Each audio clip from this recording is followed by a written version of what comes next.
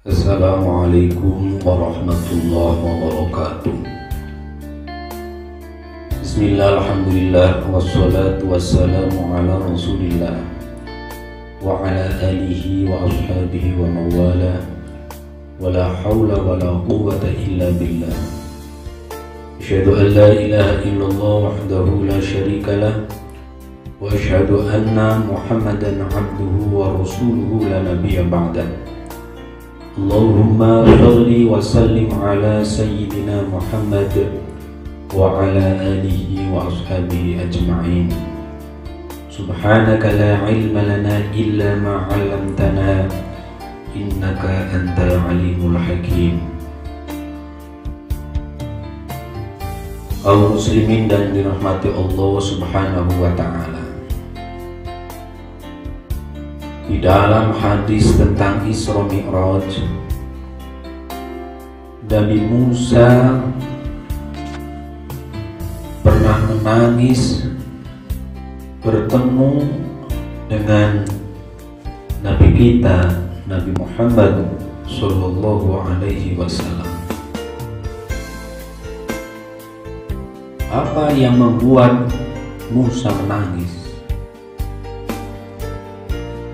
Rupanya beliau Nabi Musa merasa kecewa karena tidak berhasil mengajak umatnya masuk surga sebagaimana banyaknya Nabi Muhammad Sallallahu Alaihi Wasallam mengajak umatnya.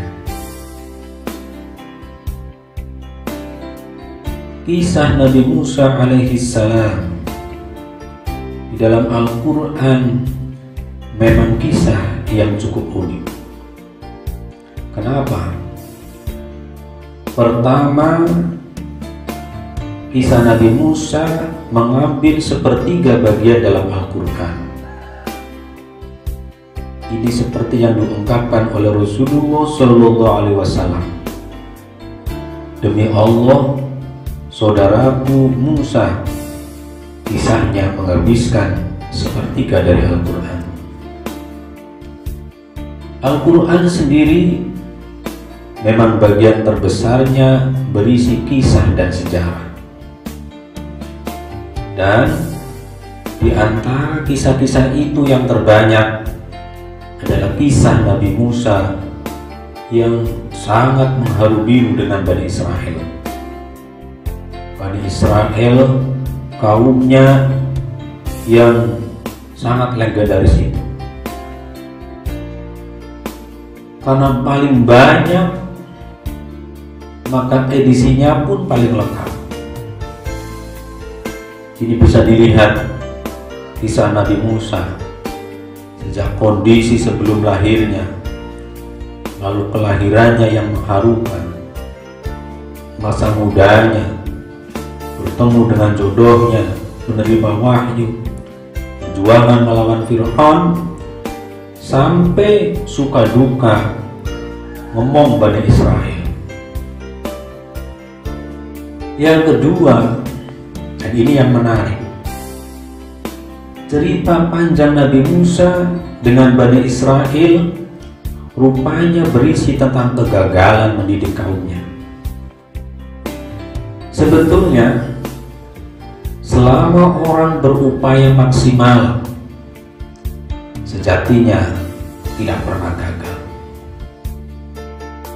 Tapi yang dimaksud dalam hal ini adalah kuantitas keberhasilannya yang tidak signifikan, tidak sesuai dengan target manusiawinya.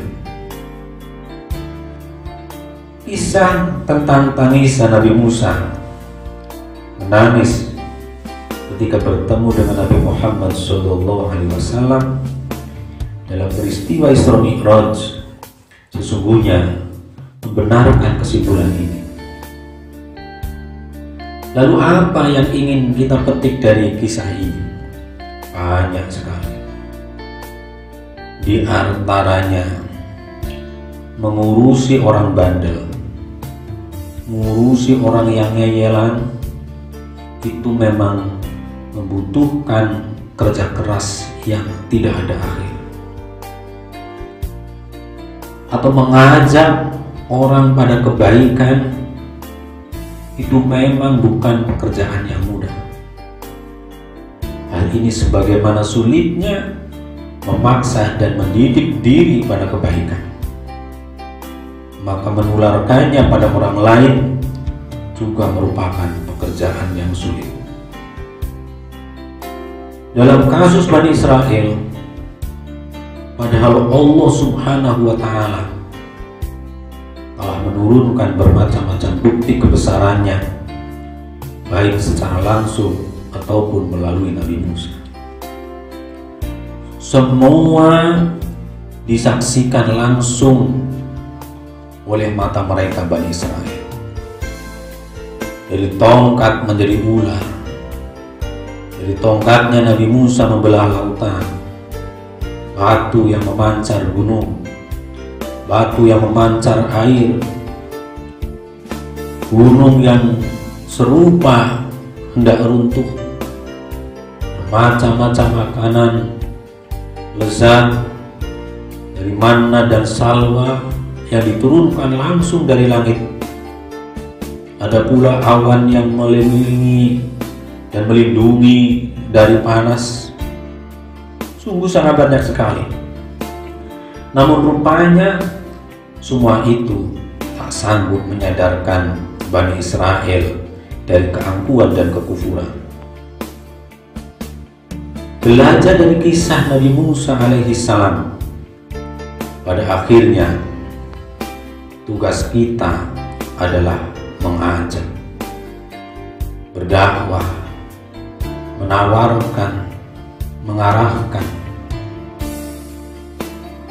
Adapun hasilnya, apakah orang tersebut menerima hidayah atau tidak, merupakan hak prerogatif Allah Subhanahu wa Ta'ala. Tentu ini bukan untuk melemahkan semangat berdakwah, tapi justru menurut kami sebaliknya, ia akan menjadi pelipur lara kalau seruan kebaikan air susu dibalas dengan air tuba. Dengan demikian, diri akan teringat bahwa toh tugas kita adalah menyampaikan. Ini pula yang menjadi penghibur Nabi Muhammad SAW menghadapi bebalnya kaum Quraisy. Allah lantas menceritakan bagaimana para nabi sebelumnya juga sama mengalami penolakan dan reaksi negatif. Bahkan sejatinya cerita Nabi Muhammad SAW sendiri sebelum menemukan jalan kesuksesan juga sempat mengalami masa-masa yang teramat sulit. Cobaan demi cobaan, fitnah demi fitnah, caci maki, intimidasi, bahkan permusuhan dari orang-orang Quraisy beliau terima bersama para sahabatnya. Belajar dari kisah Musa juga mengajarkan pada kita sunnatullah. Rumusnya, orang mengajak kebaikan pasti menghadapi tantangan dan cobaan. Jika orang-orang baik dan lurus membawa misi amar ma'ruf nahi munkar, maka pasti dan dipastikan ada sekelompok lainnya dengan misi sebaliknya, menyerukan yang mungkar dan mencegah yang ma'ruf. Karena itu, menghadapi itu semuanya hanya ada satu pilihan, yaitu sabar. Sabar sembari terus menyusun langkah. Dan sadarilah bahwa jika kita berdakwah, sejatinya untuk mengajak mereka pada kebaikan dan menyelamatkan mereka dari murka Allah Subhanahu wa Ta'ala.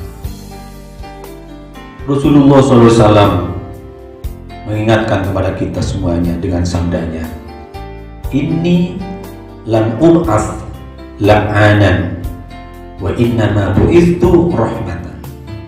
Sesungguhnya aku, kata Rasul, diutus bukan untuk mencela, mencaci maki, namun aku diutus untuk membawa kasih sayang. Mari mendasari dakwah, mendasari ajakan dengan cinta, bukan dengan menghina, bukan dengan caci maki, apalagi untuk membuka aibnya. Karena ketulusan dan cinta inilah yang membuat Nabi Muhammad SAW tidak pernah membenci kaumnya, yang ingkar sekalipun, yang berdosa dan maksiat sebesar apapun. Sebab beliau Rasulullah ingin mengajak mereka ke surganya Allah Subhanahu wa Ta'ala. Fabima rahmatin minallahi linta lahum walau kunta fadlan ghalidhal qalbi lam faddu min hawlik. Demikian Allah Subhanahu wa Ta'ala berfirman, maka sebab dengan rahmat dari Allah kamu berlaku lemah lembut pada mereka, dan sekiranya kamu bersikap keras dan kasar, tentulah mereka menjauh dari sekelilingmu.